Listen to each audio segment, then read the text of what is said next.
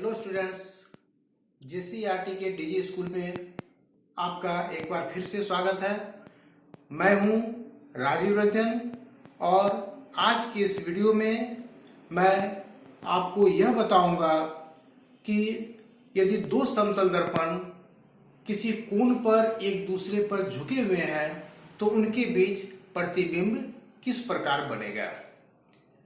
तो प्यारे बच्चों, यदि दो समतल दर्पण एक दूसरे पर किसी कोण पर झुके हुए हैं तो वैसी स्थिति में उनके बीच रखी किसी वस्तु का एक से अधिक प्रतिबिंब बनता है।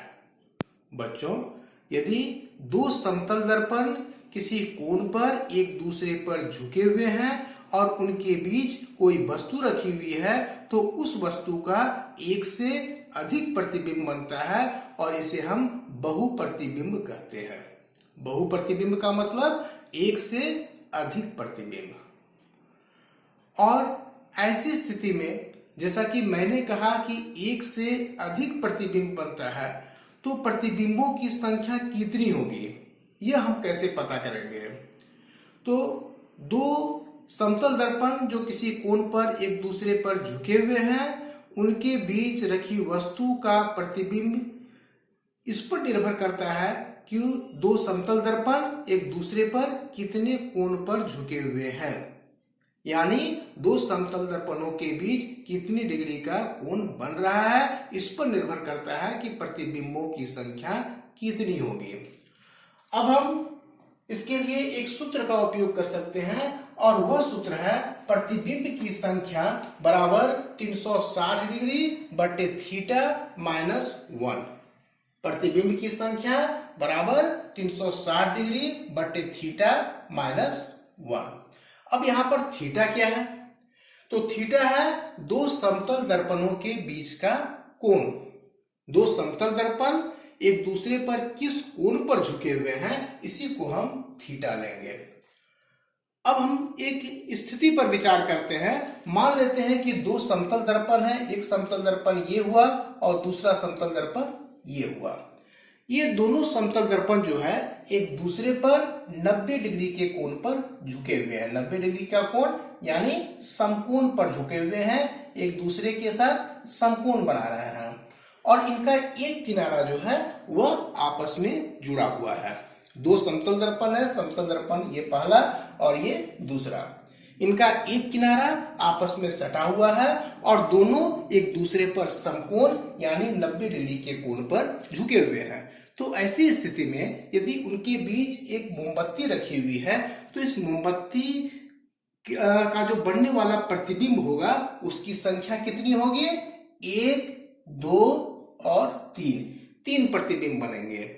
अब मैंने जो ये सूत्र बताया, अब इस पर प्रतिबिंबों की संख्या हम निकालते हैं। मान लेते हैं कि थीटा जो है यहाँ पर हमारे पास 90 डिग्री है, समकोण यानी 90 डिग्री। तो प्रतिबिंब की संख्या कितनी होगी? 360 डिग्री बटे थीटा। थीटा का मतलब 90 डिग्री यहाँ पर लिया हुआ है और माइनस 1। जब 360 को हम 90 से विभाजित करेंगे तो हमारा भागफल आएगा 4 और 4 से 1 को घटा देंगे तो 3, यानी प्रतिबिंब की संख्या कितनी होगी? 3। 1, 2 और 3, यानी थीटा यदि हमने 90 डिग्री लिया तो बनने वाले प्रतिबिंबों की संख्या हो गई 3। प्रतिबिंबों की संख्या। अब हम यहाँ दूसरे केस पर एक विचार करते हैं। मान लेते हैं कि थीटा 45 डिग्री है। यदि थीटा को हम 45 डिग्री लेते हैं तो प्रतिबिंबों की संख्या कितनी हो जाएगी? जैसा कि हमने बताया सूत्र के अनुसार 360 डिग्री बटे थीटा मतलब 360 डिग्री बटे 45 डिग्री और घटा 1। 360 डिग्री को यदि हम 45 डिग्री से विभाजित करेंगे तो हमारा भागफल आएगा 8 और 8 से 1 को घटा देंगे तो आ जाएगा 7, यानी प्रतिबिंबों की संख्या 7 होगी। कब? जब दो समतल दर्पण एक दूसरे पर 45 डिग्री के कोण पर झुके रहेंगे। अब मानते हैं कि यदि थीटा हमारा हो जाए 90 डिग्री हमने ले लिया, 45 डिग्री ले लिया। अब थीटा यदि हम 60 डिग्री लेते हैं तो प्रतिबिंबों की संख्या क्या होगी? बच्चों, यदि दो समतल दर्पण एक दूसरे पर 60 डिग्री के कोण पर झुके हुए हैं तो वहां प्रतिबिंब की संख्या 360 डिग्री बटे थीटा, थीटा मतलब 60 डिग्री और घटाव 1। 360 को 60 से विभाजित करेंगे तो ये 6 बार में विभाजित होगा और 6 से हम 1 को घटा देंगे तो 5 हो जाएगा। यानी दो समतल दर्पण यदि एक दूसरे पर 60 डिग्री के कोण पर झुके हुए हैं तो वहां पर बनने वाले प्रतिबिंबों की संख्या हो जाएगी 5। अब हम देखते हैं कि यदि थीटा को हम 120 डिग्री लेते हैं, यानी दो समतल दर्पण जो है एक दूसरे पर 120 डिग्री पर झुके हुए हैं, तब वहां पर प्रतिबिंब की संख्या क्या होगी? तब वहां पर प्रतिबिंब की संख्या होगी 360 डिग्री बटे थीटा, थीटा यहाँ पर है 120 डिग्री और घटाव 1। 360 को 120 से विभाजित करने पर भागफल होगा 3 और 3 से 1 को घटा देंगे तो आएगा 2। यानी यदि दो समतल दर्पण एक दूसरे पर 120 डिग्री के कोण पर झुके होंगे तो बनने वाले प्रतिबिंबों की संख्या होगी 2। अब एक अलग स्थिति को हम देखते हैं। मान लेते हैं कि दो समतल दर्पण एक दूसरे के समानांतर है। जब दो समतल दर्पण एक दूसरे के समानांतर होगी तो वहां पर बच्चों थीटा कितना हो जाएगा? यदि दो समतल दर्पण एक दूसरे के समानांतर होगी तो वहां पर थीटा हो जाएगा 0 डिग्री। और जब थीटा 0 डिग्री हो जाएगा तब बनने वाले प्रतिबिंबों की संख्या कितनी होगी? प्रतिबिंबों की संख्या जैसा कि सूत्र में हमने देखा, हमारा सूत्र बता रहा है कि 360 डिग्री बटे थीटा घटाव 1।